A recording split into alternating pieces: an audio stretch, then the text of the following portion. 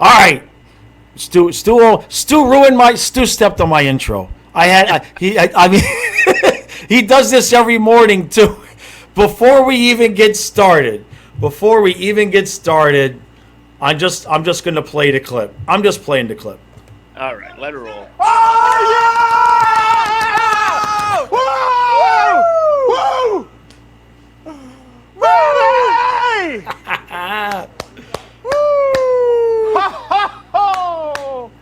So, Yeah! Now, welcome, Florida Panther fans. With us today is Mr. Panther, Oh my! Mr. Billy Lindsay. We're Now, so Billy? lucky. Listen, guys, gotta say thank you to Billy because Yeah. Billy is Yeah. swamped. He's doing 5-10 interviews a day. Everybody wants a piece of this guy, and Yeah. he loves you fans so much that he found the time to come on with us and just be one of us. and I gotta say, Billy, being that tomorrow is Stu's 65th birthday, I found out at 65. Happy birthday, Stu. Being that is the case, and you and I are youngins, that you're moving pretty good for 52. You're moving pretty good out there. I think you could still put on the skates and do something if we need you. Yeah. I don't know about in the that. meantime, Right back where we were. We had some technical difficulties. I think the issue is that Stu is going to be so old that the equipment is it's malfunctioning, the equipment, because it's his birthday. Is really what it is.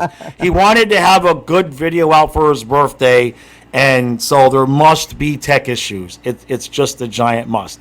So we're going to get Billy to say it all over again, unfortunately for us. And this is how you know I'm pretty sure Stu must owe Billy money, because this is the only reason he puts up with this, I'm sure.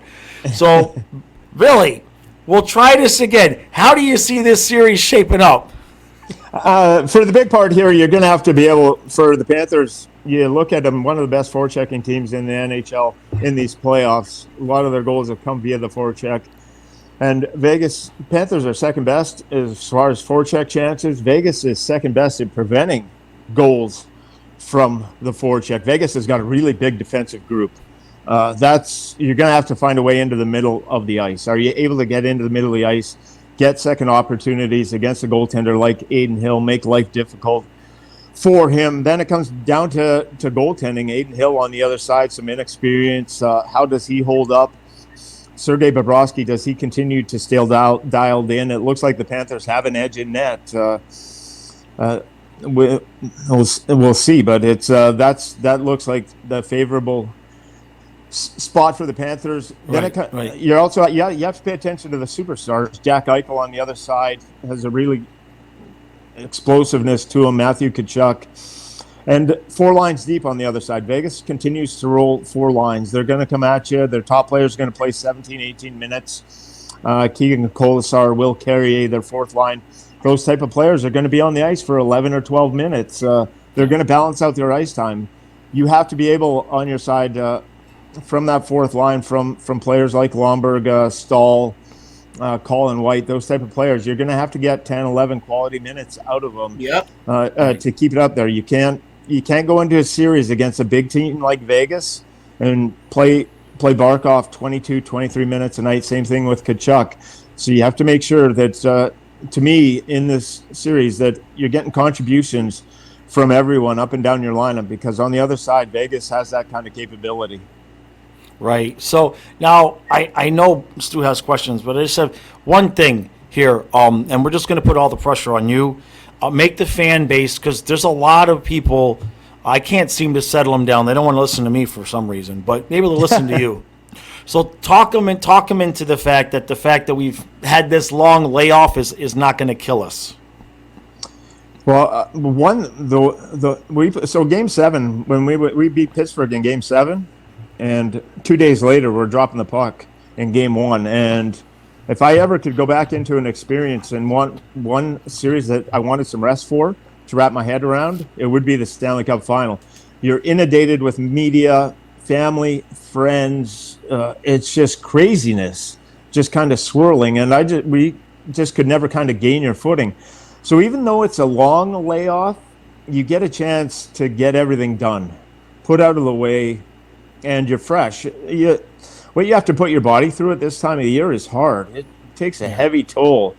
Uh, Rust, maybe for 10 minutes of the first period. After that, you fall right back into where you were, and you want fresh juice, and you want the legs underneath you. And the longer the series goes, that layoff is going to help you. So some people might be concerned, but this is a series you want to get mentally prepared for, and it's the time of your life. This is a chance at a dream. So if you're not ready after all these games, and if you're not ready to play at this time of year, then forget about it. You don't even belong in the Stanley Cup.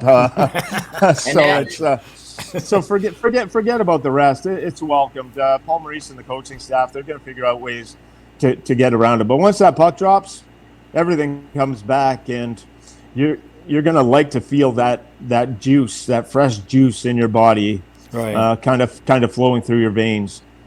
Gotcha. And that's what you said last night on the NHL Network. You said this is the Stanley Cup Finals. If you're not juiced up and ready to go for the finals, you don't belong in the finals. Yeah, it's true, man. Once you get in the NHL, you have one dream, and that's to hoist that cup. So you got everything just laid out right in front of you. You've gotten time to prepare, and this is much different than '96. I like the way the team you've beaten some really good hockey teams, and you go against a Vegas team that you're on equal footing with, that if not favored. To me, it's for us to beat Colorado, a lot of things would have had to gone right. Gone extremely right. I don't look at this series that way from the Panthers' perspective. It's a series that if you're out there, if you do what you're supposed to do, you have a legitimate chance to hoist that trophy. If the team plays like they have in the first 3 rounds, they should be able to come out on top and have that big silver trophy. Yeah, Gotcha. I think the board battles are going to be key. Obviously, goaltending number one, but those because Vegas is going to do what we do, and they're going to dump and chase and try and win the board battles, and then set things up. So turnovers, those turnovers. That's it. Watch the turnovers. The good part about it is Carolina was they play identical to the way that the Panthers do, and so does Vegas. So you've seen a scene, but the one comparable that's maybe different with this Vegas team than Carolina is that they are a little bit more explosive up front. With the way Marchessault's playing, Jack Eichel. You go out. They have the ability. Carolina, their one issue coming in would be goal scoring. Vegas, they're capable of that good defense, and they got enough firepower that if they get that one chance, that one opportunity, they're going to make you pay. Yeah, there's three guys that I think, well, 4 really, if you count Pietrangelo, Marchessault, Eichel, and Riley Smith. And Riley Smith and Marchessault definitely have a chip on their shoulder because we let them go. So extra incentive, especially Marchessault. So we've done a good job of shutting down. We shut down Matthews. We pretty much shut down Marner. We shut down Aho.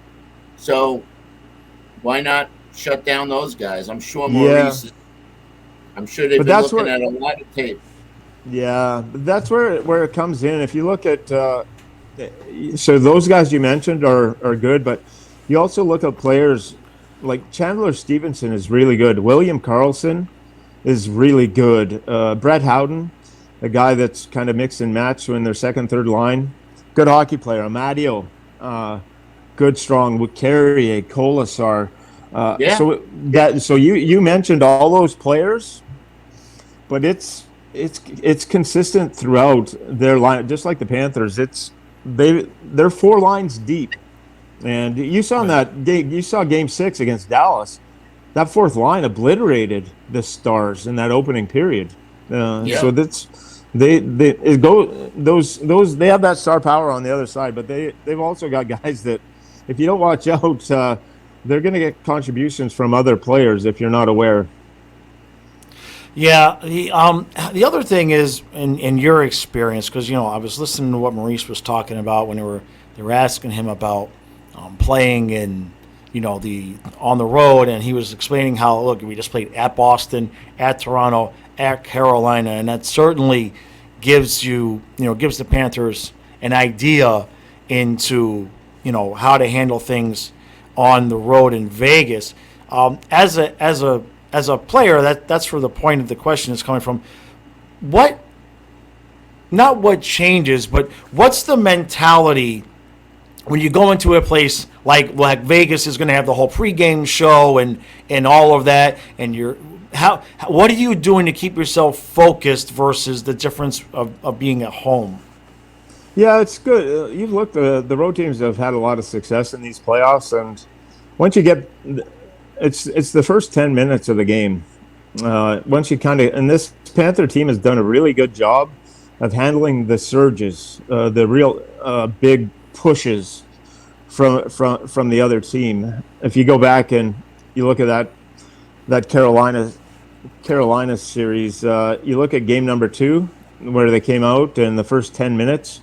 It was crazy. Yeah. They had the opening goal, and the place is just going bonkers.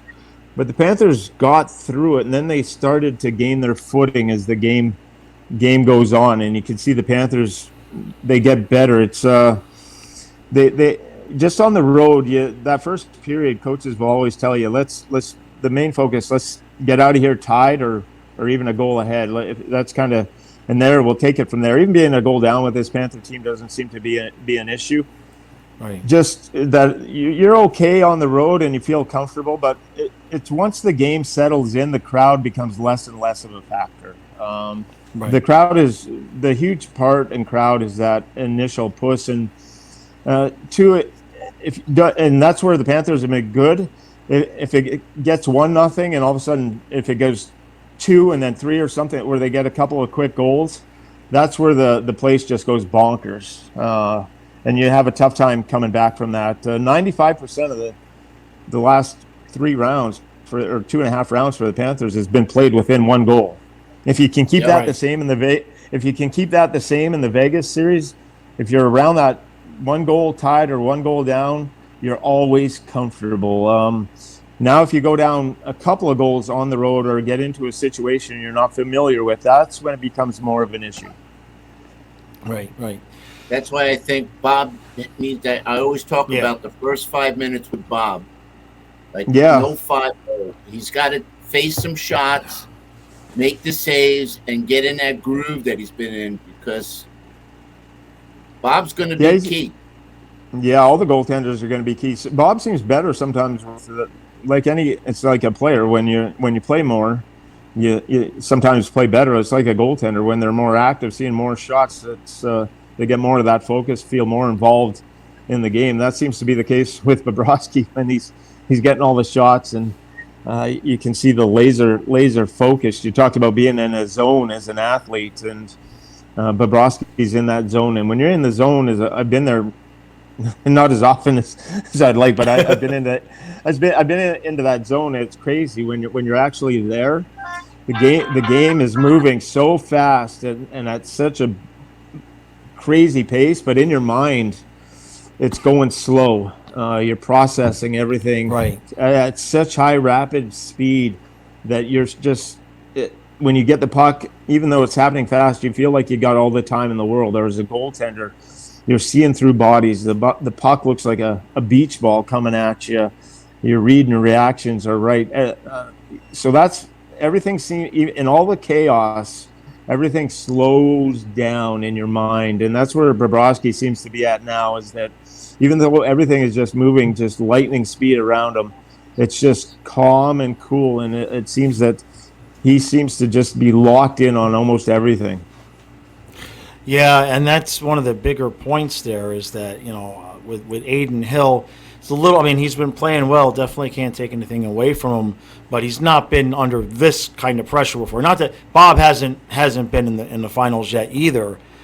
It'll be interesting to see, though, if he's a good goalie, and he's big.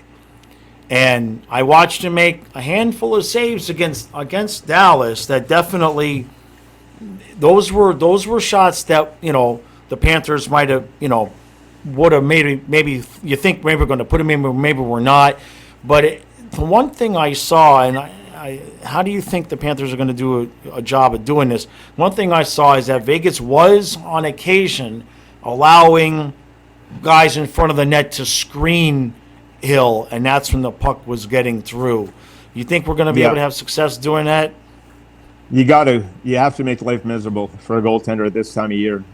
Get back, and that's where players like Matthew Tkachuk, Sam Bennett, that's where they thrive, right around that blue paint. The Panthers were the best rebound team in the NHL during the regular season, and any goaltender at this time of the year, whether it's Adin Hill or Sergei Bobrovsky, if they see that first shot, they're going to make the save. When it becomes a problem is when you have traffic and you get deflections and you get second chances, second opportunities. That's where you could see some holes, especially Bobrovsky, to me, has an edge at that because of his experience and the way he's playing.